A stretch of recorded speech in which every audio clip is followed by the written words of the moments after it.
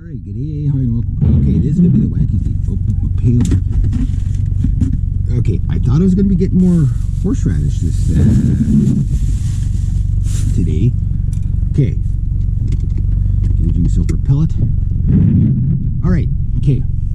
This is how it happened. Exhibit A. Woke up. Exhibit B. I looked out the window. Exhibit B said, it's going to be a nice day. That's what it said about 20 minutes ago. Exhibit C. I looked out the window. I made the fatal mistake of looking out the window for the second time. And then it was this. I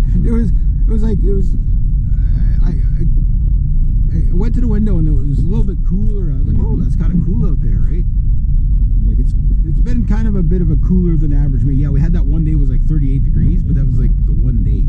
And then it's been kind of like, you know, maybe a degree or two cooler than average, right? And